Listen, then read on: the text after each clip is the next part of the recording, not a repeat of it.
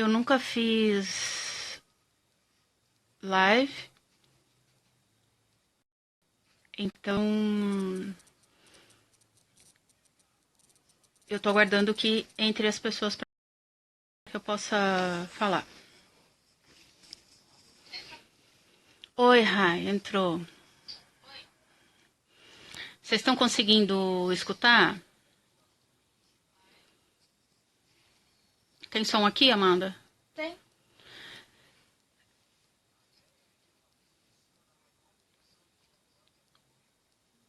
Oh, agora deu certo. Olha, o meu nome é Ana. É, Quem tem a hipertensão intracraniana. Obrigada, Rai, obrigada, valeu todo o esforço. Quem tem a hipertensão intracraniana idiopática é minha filha, Amanda.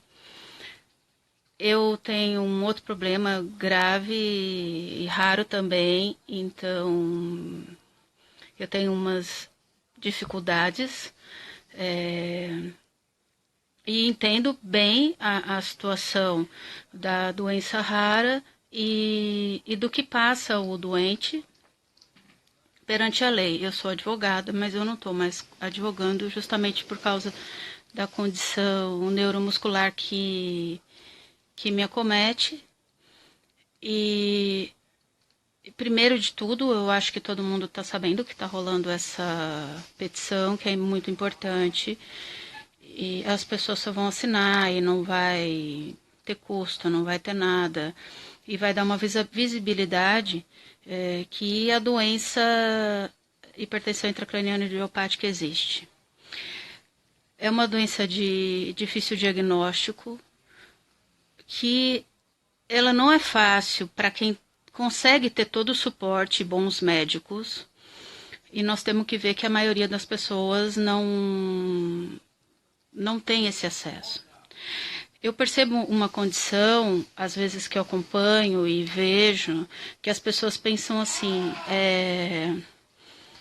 a pessoa pode ficar cega e o INSS pode reabilitar.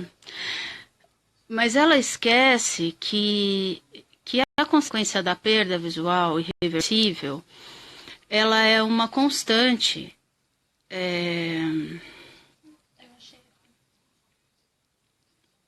Ela é uma... Desculpa, estou olhando aqui uma coisa. Vocês vão ter que ter paciência comigo.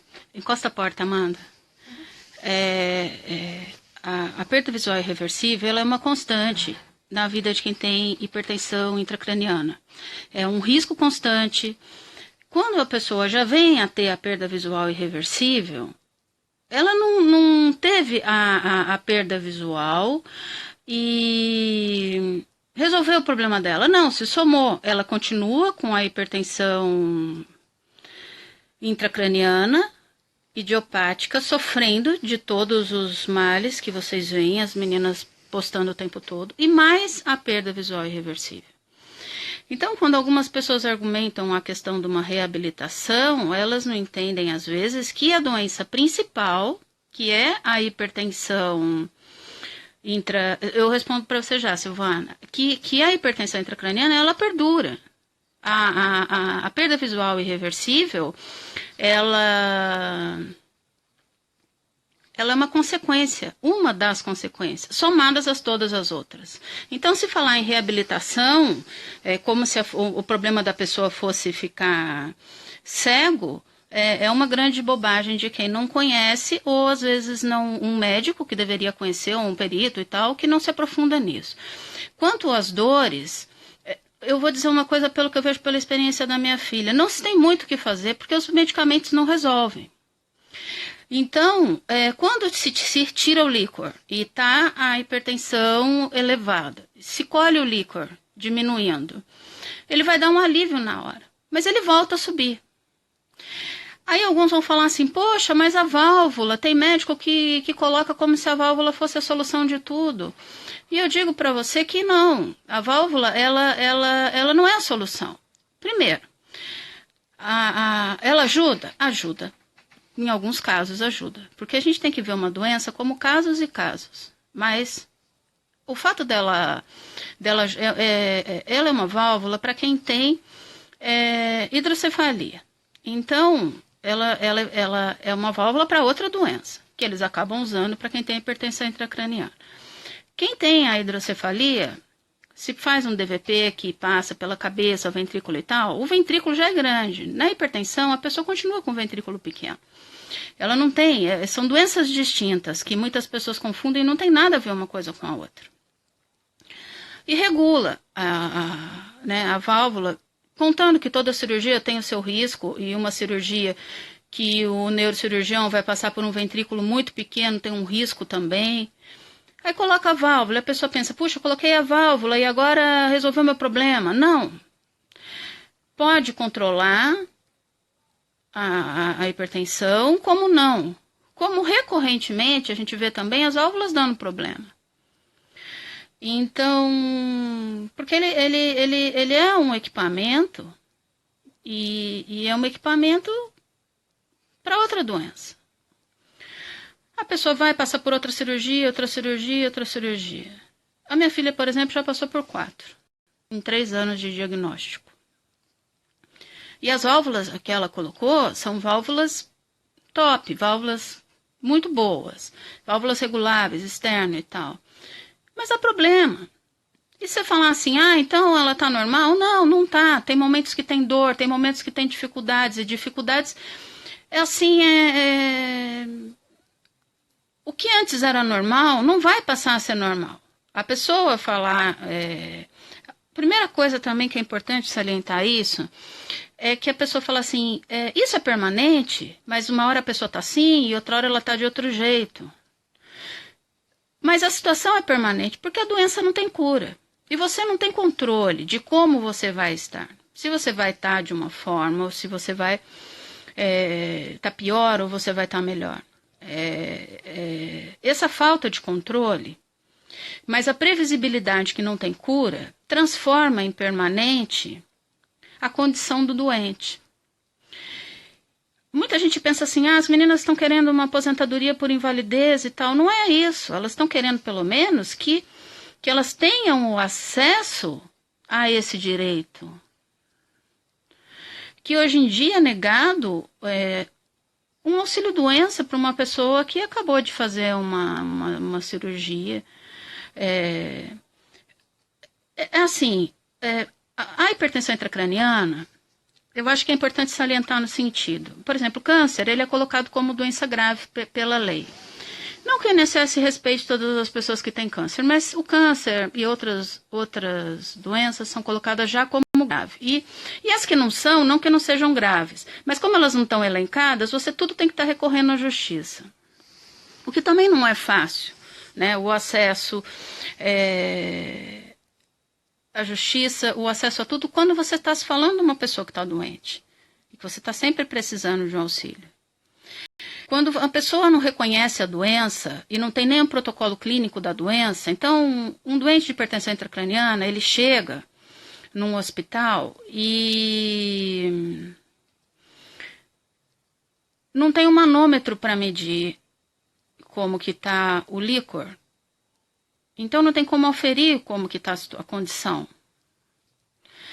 Então todo esse suporte, a partir do momento que a doença tem um reconhecimento, ela passa a ser acolhida de outra forma pela parte da saúde pública, pela parte do INSS, que é o que se espera, né? E tendo um amparo maior, que hoje em dia não existe.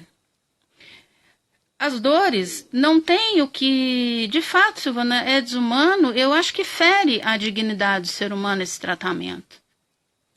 Porque é como se fosse assim, você vai, coloca um DVP, que seria uma derivação ventrículo-peritoneal, no caso da minha filha, e a pessoa trata como se, nossa, eu coloquei um canudinho aqui na cabeça, que está descendo aqui, não tem nada. Não. Mesmo com DVP, as dores são terríveis. Várias vezes você vai ficar sem conseguir fazer, não é que você não vai conseguir trabalhar, você não vai conseguir ter vida normal.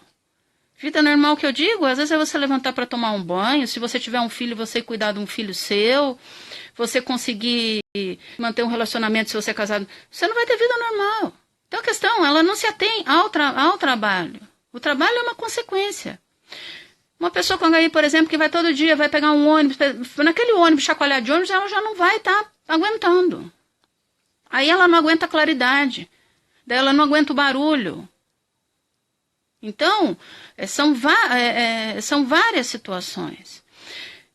Por exemplo, uma pessoa que tem o câncer, então a hipertensão intracraniana era tida como um pseudotumor cerebral, um tumor que não existe, mas a pessoa sente como se ela tivesse esse tumor. Ele não é um câncer, mas a pessoa tem os sintomas na cabeça como se tivesse aquele tumor.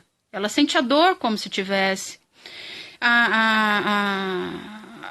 A pressão intracraniana aumenta como se tivesse. Então, muda. As dores são insuportáveis. E uma pessoa com câncer é uma outra tratativa. Ela pode tentar tratar, diminuir, e aquela doença pode... Na hipertensão, não, ela vai continuar. E ela... Não é hoje em dia, antes ainda falavam benigno, mas você sabe que não tem nada de benigno numa coisa que você pode perder a visão irreversível, que você não vai ter mais sua vida normal. No sentido de acompanhar o ritmo das outras pessoas. Às vezes, coisas assim que são despercebidas para outras... como um barulho de um ar-condicionado dentro de um quarto do hospital, é insuportável para uma pessoa com hipertensão intracraniana. Eu penso que a condição, e às vezes que eu escrevo, hoje em dia é muito pouco, eu consigo muito pouco por causa do problema de saúde que me acomete, mas eu penso, e por médicos, que a hipertensão intracraniana remete os doentes à deficiência física. E que esses doentes eles deveriam ser reconhecidos nos direitos do deficiente físico. A forma de enquadramento eu não sei ao certo qual seria para a hipertensão, mas porque, por exemplo, a minha filha não consegue mais ficar numa fila como ficava, ou então, sabe, um negócio lotado, são várias condições.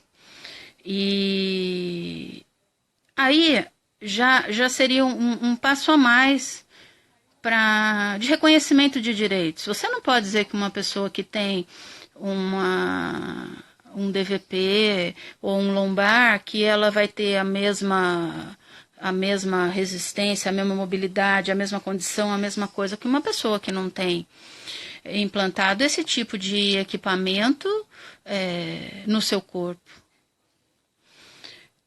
Um outro fator também que acontece é assim, quando se coloca uma válvula e se regula, às vezes o líquor ele abaixa demais, mais do que era. E também dá uma sensação muito ruim. A pessoa às vezes só vai conseguir ficar deitada, ela não consegue nem levantar.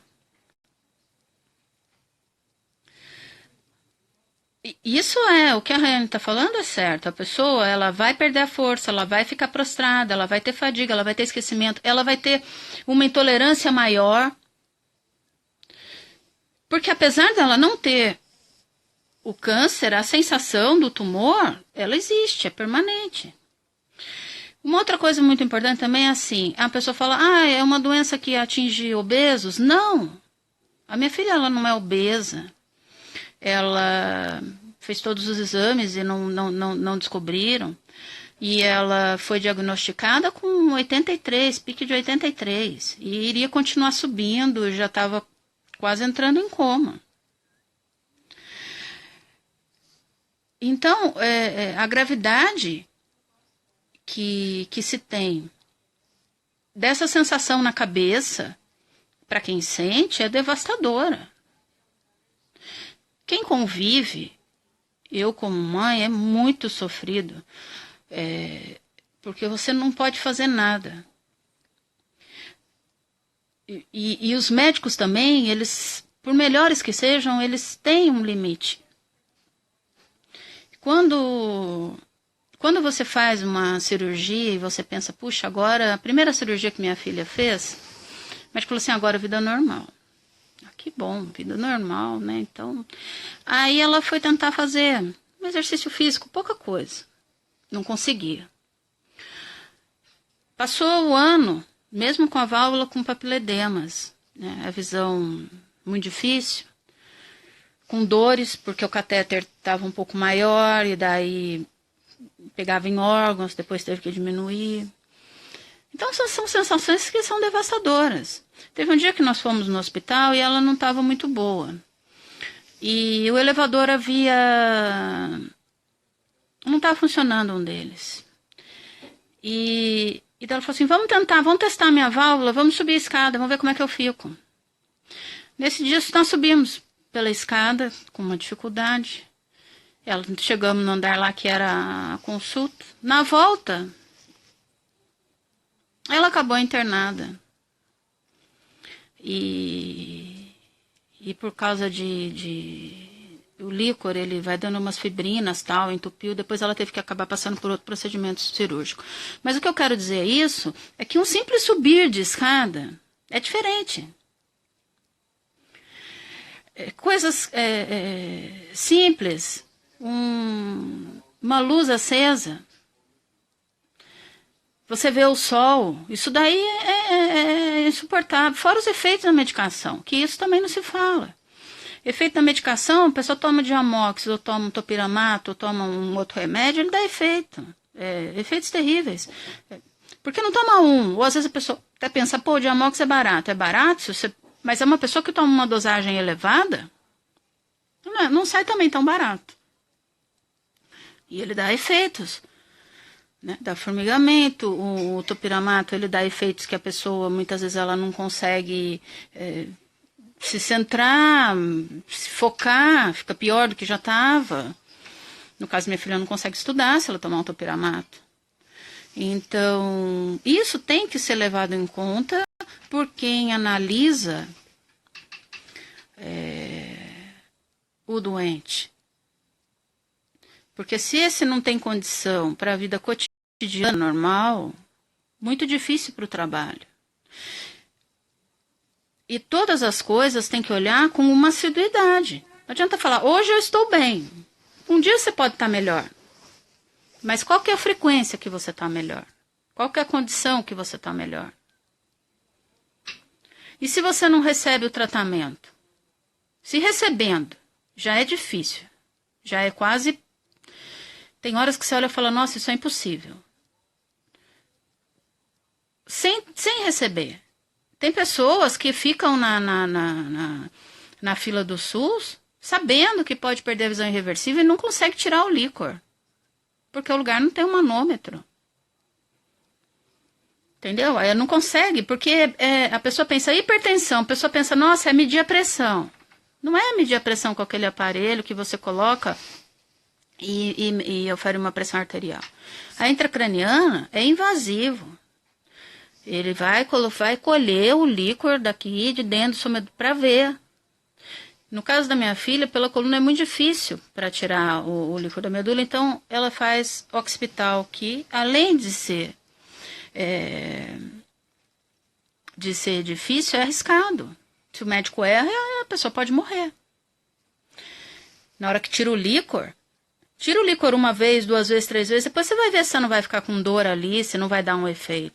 Porque não é o natural uma pessoa ficar tirando o líquor. Não é líquido, é licor. É diferente. Não é qualquer médico que faz. Entendeu? Um neurocirurgião faz em hospitais, em São Paulo, eles chamam um licorista, que é um médico específico para fazer isso. Muitas vezes, mesmo assim, é difícil ele conseguir tirar. Eu moro no interior. Aqui no interior onde eu moro, mesmo com convênio, não se tem atendimento.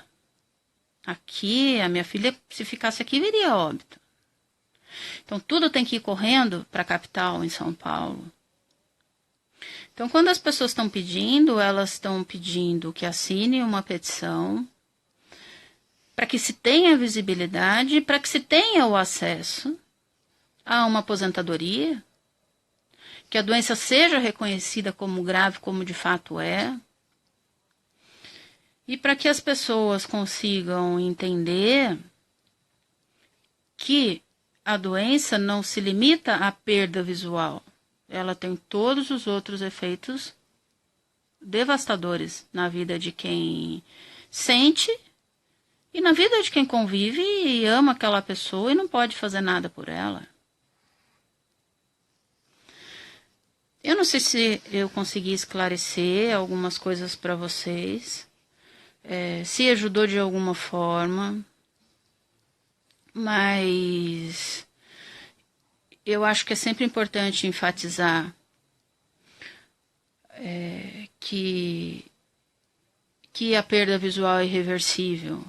Ela não elide os sintomas da doença, ela só é uma agravante da doença, a doença continua. E também colocar que quando a pessoa já pensa assim, que está querendo receber algum dinheiro do governo, não está querendo receber dinheiro do governo. As pessoas, normalmente, elas contribuem com o INSS. É um direito delas, se elas não conseguem ter um direito reconhecido. Você faz uma cirurgia invasiva na cabeça e vê se você acha foto no meu telefone, Amanda. E o médico quer que você se restabeleça em uma semana. Às vezes eu penso, se fosse o filho dele, sabe? Se colocar um pouco no lugar do outro. Peraí, é como se você tivesse um tumor na cabeça. Mas você não tem, graças a Deus. Peraí, mas você tem todos os efeitos de quem tem um tumor na cabeça. E não vai passar. E não vai passar. Por quê? Porque não se descobriu a causa. Sem se descobrir a causa, tudo que se faz é um paliativo para se controlar a situação. Deixa eu ver uma coisa, não sei se dá para ver aqui. Pera, como é que eu faço, Amanda?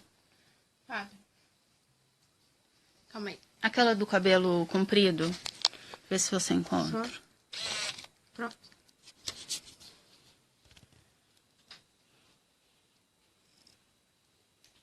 Aqui. Vê se você acha a outra. Tá mostrando? Tá. Aqui, olha. É uma das... A outra. Foi a primeira. Uma foi assim, menorzinha. Depois teve outra, mostra maiorzinha, Amanda. Uma maior. E depois essa. E depois tem aquela outra que tá com o cabelo comprido. Pega lá pra ver. Não sei se deu pra vocês verem as imagens. Espera aí só um pouco que o negócio aqui pegou em outro. Agora voltou pra frente aqui. Aqui. Agora voltou pra mim. Essa é minha como. Vocês conseguiram visualizar a imagem da foto? Só alguém sinaliza para mim se conseguiu visualizar.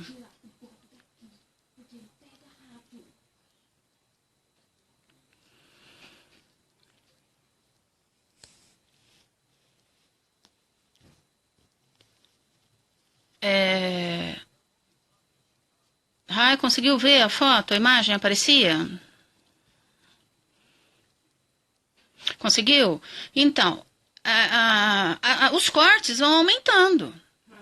A minha filha chegou a fazer cirurgia, tipo, na mesma semana, uma outra cirurgia. Depois de um mês, outra cirurgia. Aí a pessoa vai ao INSS, porque não está pedindo, poderia até se enquadrar, se enquadrando a hipertensão intracraniana idiopática em deficiência física, dando o direito a vocês de pedir o LOAS, que eu acho que seria corretíssimo e justíssimo para quem precisa e não conseguiu contribuir. Até para conseguir ter um acesso um pouco melhor. Mas, enfim, uma pessoa que contribuiu ali, que pagou com o INSS, fala assim, não, em uma semana, em um mês você está se recuperando uma cirurgia assim. Olha, teve condições da minha filha quase chegar a óbito. Isso está em melhores hospitais, com convênio muito bom. E não foi por incompetência dos médicos, é pela gravidade da situação. Entendeu? É toda uma situação, é muito, muito, muito sofrido. Agora, as pessoas, elas não se importam, você faz uma live, 1, 2, 5 ou 3 que estão sofrendo, escutam, porque talvez eles pensem, nunca vou ter isso. E que tomara a Deus que nunca tenha mesmo. Porém,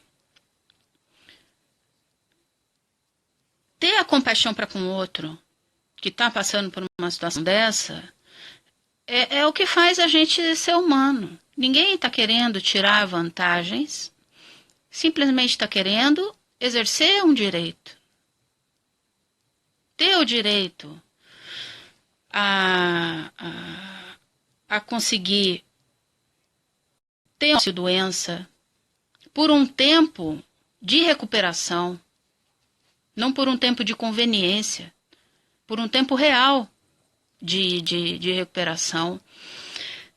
Ter uma aposentadoria se não está conseguindo se recuperar ou se reintroduzir de novo no seu trabalho. Ter um hospital que vá atender uma emergência na sua região, que pelo menos tenha um médico que consiga tirar o líquor com um manômetro. Olha, eu vou mostrar essa outra foto aqui para vocês.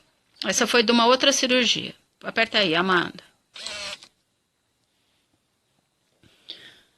Tá? Tá dando para vocês verem?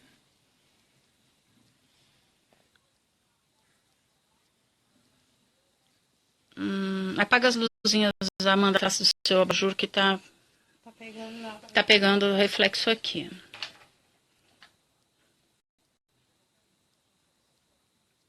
Então, você pensa uma pessoa passar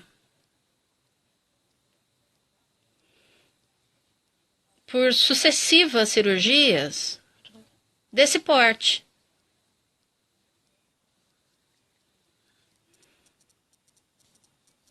Espera aí que aqui tá... Acho que dá pra ver. Pronto, pode tirar e voltar pra mim, Amanda.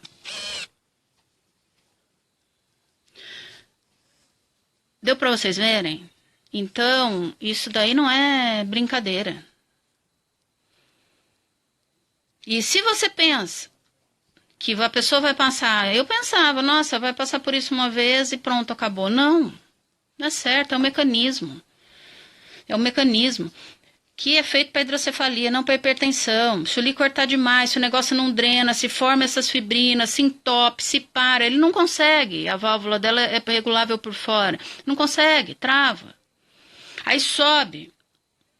Aí corre o risco de perder a visão e continuar com todos os efeitos. Isso é uma constante. Por que é permanente? Porque não tem cura.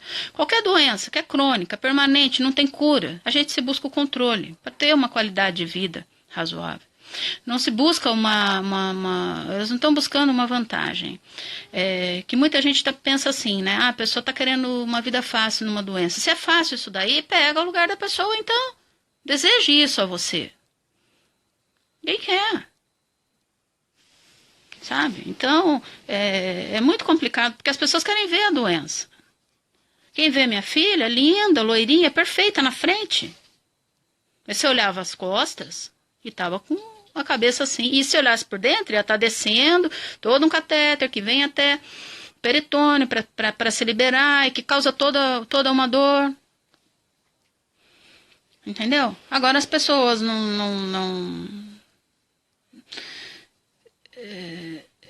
não compreenderem o que elas não estão passando, até...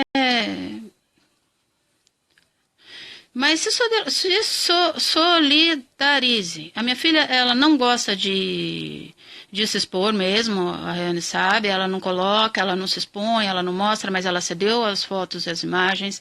E eu estou aqui falando, eu faço quimioterapia direto toda semana, então para mim é meio difícil, meu olho está meio caindo, meu cabelo está meio bagunçado, que já está meio difícil também, mas assim, a gente está se expondo aqui no sentido de que quem olha não percebe, acha que tudo é muito fácil. Entendeu? E não é. Se vocês forem no Instagram da Amanda, né, as moças, vocês vão ver ela lá. Se olhar no meu Instagram, vai ver ela lá, linda, bonitinha, olhando pela frente. E tinha pessoa que falava assim, mas ela está muito bem. Mas a pessoa não está vendo o que ela passa aqui em casa, sabe? Ela agora ela voltou a estudar, mas ela estuda perto, mas ela só consegue de carro, ela não consegue mais pegar um ônibus como antes, bicicleta que vinha já também não vai mais. Várias coisas. Agora voltou, a Amanda faz artes plásticas e faz algumas coisinhas, mas o dia que ela vai expor as coisinhas dela, tem que todo mundo aqui de casa dar uma força e ajudar. E ela sente muita dor e tem muita dificuldade. E ela tem todo o apoio da família. Só que nós também não podemos esquecer que muitas pessoas perdem o apoio da família quando estão doentes. Porque a pessoa, assim, quando você está doente, eu digo isso assim por mim mesmo, no caso. Que eu vejo por vários colegas meus, vários também já faleceram da doença que eu tenho. Mas, enfim, a família no primeiro momento, ela se mexe ali, né? Se sensibiliza. Mas daí, na primeira vez, na primeira internação, na segunda, na terceira, na quarta, daqui um ano, não quer mais saber, não. É difícil quem fica ali do seu lado o tempo todo, sabe? O marido que fica e a família que fica. Porque muitas pessoas, elas acabam ficando sozinhas. Ninguém aguenta, acha que é frescura, acha que é bobagem, porque a pessoa quer ver a dor. Ela quer ver você muito ruim, entendeu? Ela tem que ver. O que ela não vê, ela acha que não existe. Mas existe. O cabelo da minha filha cresceu, não está aparecendo, mas está ali. O problema continua ali dentro. Enquanto a válvula está trabalhando, ameniza um pouco. Mas quando vai ficar isso? Nós não sabemos. Oramos a Deus, agradecemos todos os dias, todos os momentos de superação que a Amanda tem passado, a equipe médica que atende ela, que conhece bem a situação dela, que tem ajudado. Eles fazem tudo que podem também. E quando eu vejo, às vezes eu escrevo, é porque eu vejo vocês, eu coloco um lugar, eu vejo o que minha filha passa, eu mesmo que já passei, ou em condições de INSS. Então, assinem a petição. Quem não consegue, insiste. Eu mesmo tive dificuldade lá no negócio de assinar, porque eu tenho umas dificuldades, já viu a dificuldade que eu tive aqui para entrar na primeira vez que faço isso. Mas insiste e tenta ajudar no que pode ajudar. O importante é ajudar, não julgar. Ninguém vai se expor, ninguém vai ficar pedindo se não precisar. Todo mundo quer viver. A pessoa às vezes pensa assim, nossa, mas que vantagem que você vai ter de você recebendo isso? Não é vantagem. É um direito diante de uma condição que não te dá outra alternativa. Você não tem outra alternativa. Ninguém, sabe, o que frauda no país, em condição, ou em termos de INSS, é ínfimo. O que frauda é outras coisas. Não adianta tirar daquela pessoa que está ali sofrendo. Agora, é cruel. Uma pessoa passa por uma cirurgia desse porte sucessivo, vai e o cara fala assim, eu dou 1 mês de auxílio-doença, depois você volta. Isso não é nada. Não é dor de cabeça, não é uma dor de cabeça, de enxaqueca, de tô para ficar mesmo. Não é isso. A dor que eles sentem é uma dor totalmente diferente. É uma dor de pressão, é uma dor que vai afetando a audição, é uma dor que tá parecendo que tá de cabeça para baixo, né, Amanda?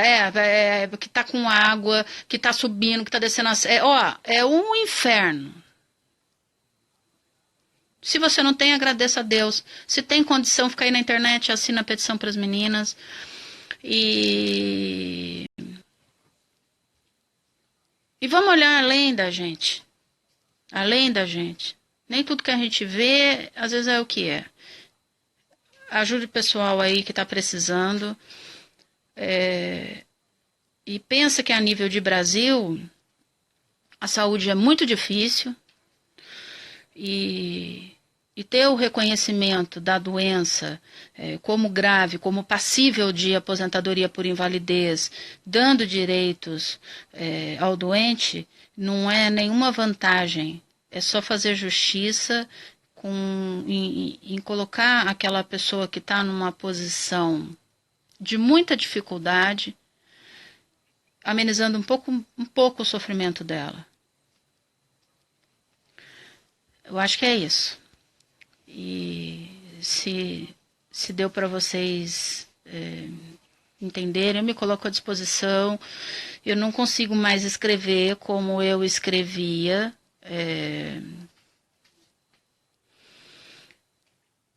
Antes, quando eu advogava, hoje em dia é muito difícil, mas se falando deu para conseguir, mesmo sendo a primeira vez, me expressar para entender que a questão vai muito além de readaptação, entendeu? Porque é muito mais. A Rayane está falando obrigado para você, Amanda.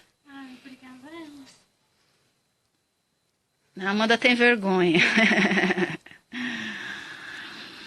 Mas é porque é difícil, tá lidando com isso também, tá aprendendo a lidar com isso, sabe? Então, é complicado.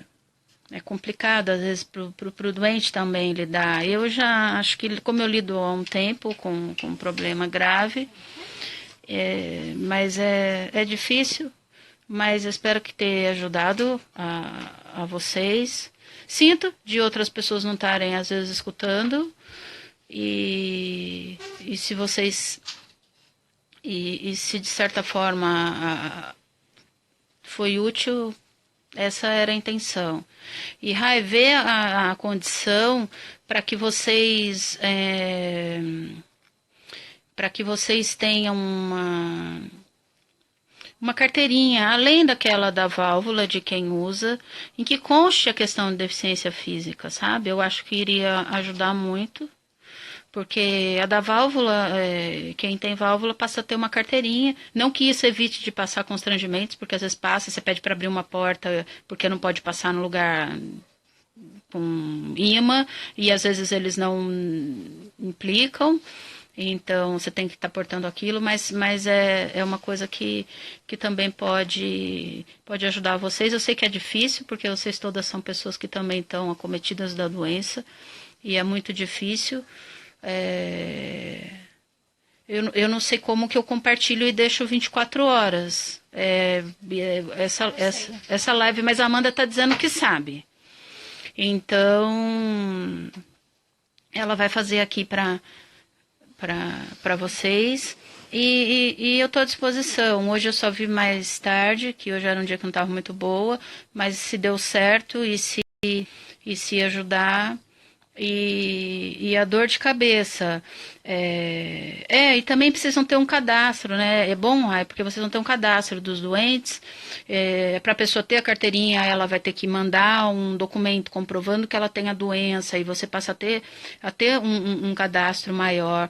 Eu não sei se vocês têm um protocolo clínico da doença. O protocolo clínico, ele junto ao SUS, ele ajuda muito, porque ele direciona os tratamentos para aquela doença e para que vocês consigam receber os medicamentos de uma maneira mais fácil e também encontrar a disponibilidade do que vocês precisam na liberação de uma válvula ou numa condição de que os hospitais tenham, pelo menos em cada município, que o serviço público tenha pessoas que consigam tirar o líquor com um manômetro, que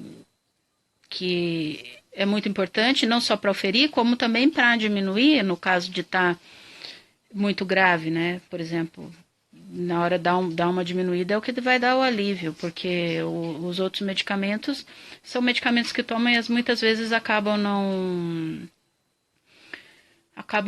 resolvendo. No caso da minha filha, medicamento para dor normalmente não resolve. E fora a condição também que é muito difícil, que é as náuseas, né? Que são frequentes e que são constantes. Enfim, é todo um quadro que cria uma incapacidade, que ainda que esse quadro oscile, ele é permanente, porque a doença não tem cura. E eu acho, ora Deus, muito para que tudo dê muito certo, que vocês montem a ONG. E dentro mesmo das nossas limitações, o que a gente puder ajudando, a gente está à disposição. porque esse é um caminho que a minha filha sabe que vai ter que seguir. Eu espero surtir um efeito melhor com os meus tratamentos para estar junto com ela, porque já teve situações tipo no começo de eu estar muito imunossuprimida, né, que eu faço os tratamentos e eu não poder estar acompanhando. E aí o meu marido que estava mais dentro do hospital e às vezes não estava podendo. E é um sofrimento enorme, sabe? E, e eu acho que uma coisa também, mesmo que dessa vez a petição não atinja, faça outra, faça outra, faça outra e faça outra. Porque é uma condição que vocês vão ter que conviver com isso sempre. E ainda que às vezes não ajude agora, vai ajudar, porque é uma doença que não vai deixar de existir. Então, o importante é não desanimar. E quanto mais informação vocês estão levando, eu acho que ajuda muito as pessoas. Vocês não estão pedindo favor, vocês estão pedindo o reconhecimento de direito dentro de uma condição muito grave, muito sofrida, muito triste, mas que as pessoas têm muita vontade de superar a cada dia, de melhorar a cada dia, e eu acho que quanto mais a sociedade puder ajudar, melhor é. Eu agradeço a todos vocês e que Deus cuide de nós e que ilumine as pessoas para que vejam além e colaborem com vocês. Fica com Deus. Eu vou encerrar, a Amanda vai salvar, aí fica 24 horas. No mais, qualquer coisa a gente vai se falando e expondo ou tirando dúvidas que as pessoas tenham e que possam ser elucidadas. E assim que a minha filha estiver preparada, ela participa também. Dessa vez ela participou com as fotos, as imagens, de parte do que ela passou. Mas emprestou o telefone, ajudou a arrumar aqui, senão não ia conseguir sozinha. Fica com Deus, viu? Muito obrigada. Até mais.